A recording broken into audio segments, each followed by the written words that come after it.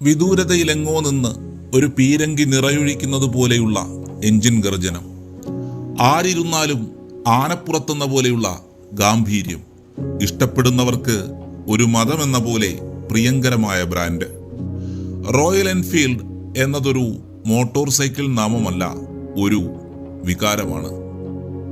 Royal Enfield എന്ന് പറയുമ്പോൾ എത്രയായാലും വിദേശിയല്ലേ, അതിൻ്റെ ഗുണമാണ് എന്നൊരു മേനി പറച്ചിൽ സായിപ്പിനെ കാണുമ്പോൾ കവാത്ത് മറക്കുന്ന നമ്മുടെ ഉടമസ്ഥന്മാർക്കുണ്ട്.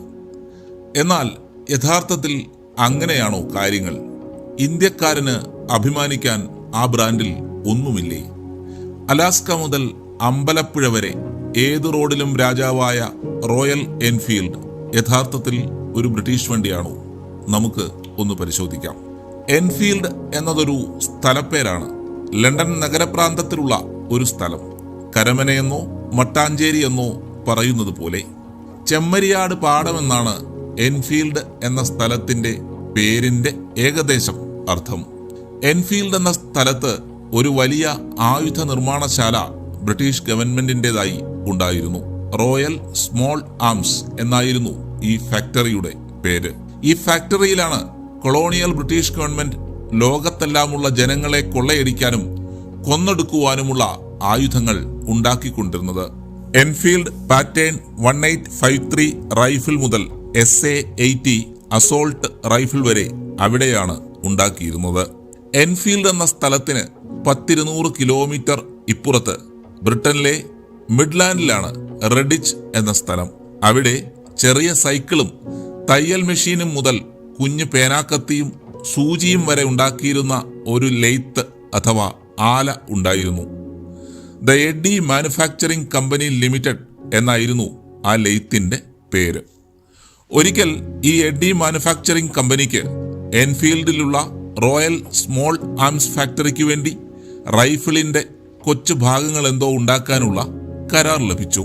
ഗവൺമെന്റിന്റെ ആയുധ ഫാക്ടറിയുടെ ഒരു കരാർ കിട്ടിയപ്പോൾ ഉള്ള സന്തോഷം കാരണം ആ ആലയിൽ നിന്ന് അതിനുശേഷം ഇറങ്ങിയ സൈക്കിളിന് അവർ ഗവൺമെന്റിന്റെ ആയുധ ഫാക്ടറി നിന്നിരുന്ന സ്ഥലപ്പേരായ എൻഫീൽഡ് എന്ന് പേരിട്ടു. എൻഫീൽഡ് സൈക്കിൾ ക്ലച്ച് പിടിച്ചതോടെ റെഡിച്ചിലെ ഈ ഫാക്ടറി എഞ്ചിനുകൾ പിടിപ്പിച്ച ചെറിയ സൈക്കിളുകളും 3 ചക്രങ്ങളുള്ള റിക്ഷ പോലെയുള്ള വാഹനങ്ങളും ഉണ്ടാക്കാൻ തുടങ്ങി. ഇവയ്ക്കെല്ലാം എൻഫീൽഡ് എന്നായിരുന്നു പേര് കൊടുത്തിരുന്നത്. യഥാർത്ഥത്തിൽ അന്നും ഇന്നും എൻഫീൽഡ് എന്ന പേര് ലോകം മുഴുവൻ അറിയപ്പെട്ടിരുന്നത് എൻഫീൽഡ് പാറ്റേൺ 1853 റൈഫിളിന്റെ ചുരുക്കപ്പേരായാണ്.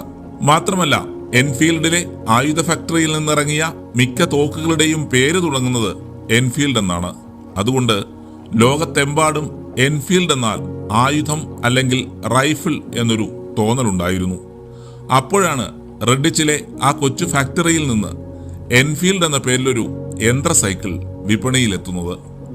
തങ്ങൾ വിപണിയിലെത്തിക്കുന്ന സൈക്കിളിനും ആയുധപ്പുരയിൽ നിന്നിറങ്ങുന്നത് എന്നൊരു ആ ആയുധ മാച്ചോ ഇമേജ് വരുത്താനാവണം എൻഫീൽഡ് അങ്ങനെയൊരു പേര് കൊടുത്തത്. യഥാർത്ഥത്തിൽ ആ സ്ഥലവുമായോ അവിടുത്തെ ആയുധ നിർമ്മാണ ഫാക്ടറിയുമായോ യാതൊരു ബന്ധവും റെഡിച്ചിലെ ദ എഡ്ഡി മാനുഫാക്ചറിംഗ് കമ്പനി ലിമിറ്റഡിന് ഉണ്ടായിരുന്നില്ല. പതിയെ അവർ അവരുടെ കമ്പനിയുടെ പേര് തന്നെ മാറ്റി the Enfield manufacturing co limited എന്ന് പുനർനാമകരണം ചെയ്തു. Made like A gun goes like A bullet എന്ന പരസ്യവാചകവുമായി ഇറങ്ങിയ അവരുടെ എഞ്ചിൻ പിടിപ്പിച്ച സൈക്കിളുകൾ വൻതോതിൽ വിറ്റഴിഞ്ഞു. പേരിലുള്ള സാമ്യമല്ലാതെ ബ്രിട്ടീഷ് ആർമിയുമായോ എൻഫീൽഡിലെ ആയുധ നിർമ്മാണശാലയുമായോ ദ എൻഫീൽഡ് മാനുഫാക്ചറിംഗ് കോ ലിമിറ്റഡിന് ഒരു ബന്ധവും ഉണ്ടായിരുന്നില്ല. 1-ാം ലോകമഹായുദ്ധം വന്നതോടെ നമ്മുടെ എൻഫീൽഡ് മാനുഫാക്ചറിംഗ് കോ ലിമിറ്റഡിന് ബ്രിട്ടീഷ് കരസേനയ്ക്ക് വേണ്ടി മോട്ടോർ സൈക്കിൾ ഉണ്ടാക്കാൻ ഓർഡറുകൾ കിട്ടി. സൈഡ് കാറിൽ മെഷീൻ ഗണ്ണൊക്കെ പിടിപ്പിക്കാൻ സൗകര്യമുള്ള മോട്ടോർ സൈക്കിളുകൾ അവർ രൂപകൽപ്പന ചെയ്തു. 2-ാം ലോകമഹായുദ്ധ സമയമായപ്പോഴേക്ക് നല്ല നിലയിൽ വളർന്ന അവർ ആന്റി എയർക്രാഫ്റ്റ് ഗണ്ണുകളിലേക്കും പ്രിസിഷൻ എഞ്ചിനീയറിംഗിലേക്കും തിരിഞ്ഞു. നല്ല മോട്ടോർ സൈക്കിളുകൾ ആർമിക്ക് വേണ്ടി അവർ രൂപകൽപ്പന ചെയ്തു. 2-ാം ലോകമഹായുദ്ധം കഴിഞ്ഞപ്പോൾ ബ്രിട്ടനിലെമ്പാടും മാന്ദ്യം പടർന്നു പിടിച്ചു. ദ എൻഫീൽഡ് മാനുഫാക്ചറിംഗ് കോ ലിമിറ്റഡിനും അതിന്റെ ആഘാതമേറ്റു. 1947 ആയപ്പോഴേക്ക് കമ്പനി നഷ്ടത്തിലാകാൻ തുടങ്ങി. അപ്പോഴാണ് 1947 ഓഗസ്റ്റ് 15 പുതിയതായുണ്ടായ ഇന്ത്യ മഹാരാജ്യത്തെ ആർമിക്കും പോലീസിനും വേണ്ടി മോട്ടോർ സൈക്കിളുകൾ ഉണ്ടാക്കാൻ അവർക്ക് വലിയൊരു ഓർഡർ ലഭിക്കുന്നത്. ഇതിന്റെ ബലത്തിൽ അവർ മദ്രാസിൽ അവരുടെ ഫാക്ടറി ആരംഭിച്ചു. 800 മോട്ടോർ സൈക്കിളുകൾ ഉണ്ടാക്കാൻ കിട്ടിയ ആ ഓർഡർ അന്ന് അവരെ സംബന്ധിച്ചിടത്തോളം വളരെ വലുതായിരുന്നു. എൻഫീൽഡ് എന്ന മോട്ടോർ സൈക്കിൾ ബ്രാൻഡിന്റെ രണ്ടാമുദയം അവിടെ നിന്നാണ്. ചാരത്തിൽ നിന്ന് ഫീനിക്സ് പക്ഷിയെപ്പോലെ എൻഫീൽഡ് മോട്ടോർ സൈക്കിൾ ഉയർത്തെഴുന്നേറ്റു. അവരുടെ മോട്ടോർ സൈക്കിളുകൾ ഭാരതീയ സേനകളുടെയും പോലീസ് ഉദ്യോഗസ്ഥന്മാരുടെയും അടയാളമായി മാറി. ശക്തിയുടെയും നേരിന്റെയും ബ്രാൻഡാണ് എൻഫീൽഡ് മോട്ടോർ സൈക്കിളുകളെന്ന് മുദ്ര പതിഞ്ഞു.